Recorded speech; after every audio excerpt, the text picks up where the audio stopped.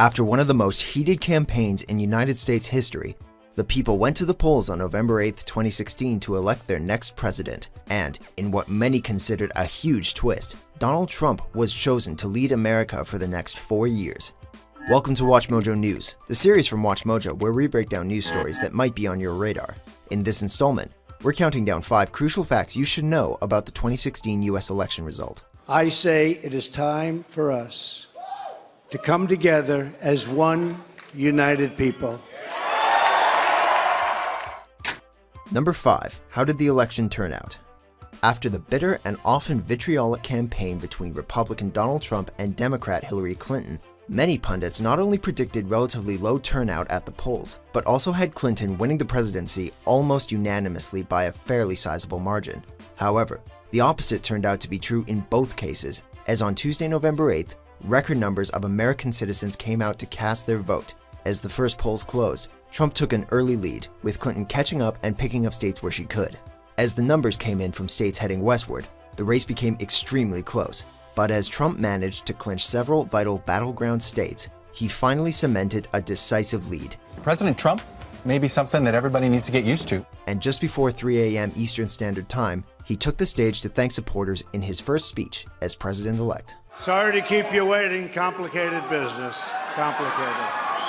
Number 4. How did voters make their decision? Americans had their work cut out for them, as both candidates had serious issues with image. The heated campaign highlighted serious character flaws in both parties' candidates. For example, Hillary Clinton came off as the uncharismatic, quintessential Washington insider who had spent years wheeling and dealing behind closed doors and making illicit deals to get her where she is today, a fact especially highlighted by the scandal surrounding her private email server. The FBI is taking a look at another set of emails. Donald Trump, on the other hand, was more than an outsider. He had no experience in politics. As a result, his platform was often vague. Even so, his agenda was clear. He wanted to make America great again. The American dream is dead. Because of these issues, many voters expressed the feeling that they were simply picking the lesser of two evils. What's more, despite the inflammatory remarks Trump made about women that surfaced during the campaign, the gender gap was surprisingly tight between white Republican men and women. 91% of white female Republicans toed their party line and voted for Trump. Surprisingly, Trump also had a relatively solid showing among minority voters, receiving more minority votes than Republican Mitt Romney did in 2012. Meanwhile, Clinton was unable to win African American and minority voters over as drastically as was expected. In addition, voters in several rural areas showed significant support for Trump, with states like Pennsylvania and Wisconsin proving especially affected by this fact. But ultimately, the American people voted for change, and that was a fact Secretary Clinton could not overcome. Number 3. What is the Electoral College and what does it show? When an American casts a vote for their president, they are not technically voting for the president.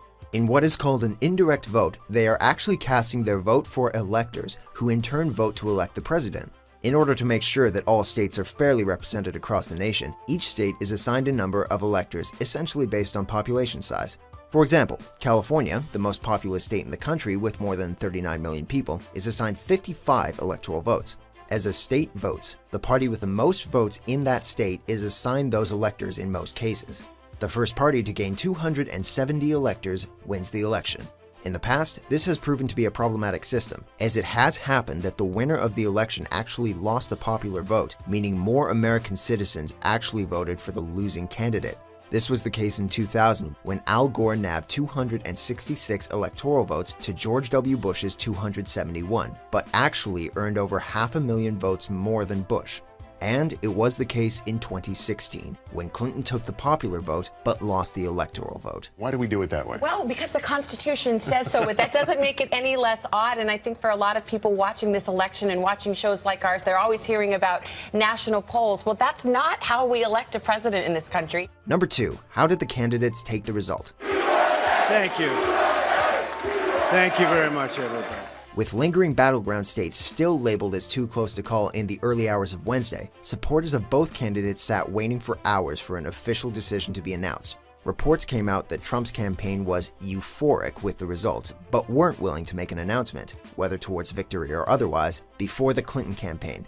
In the end, Clinton's campaign broke the silence first, with her campaign chairman John Podesta announcing that Hillary would not be making any address before the morning.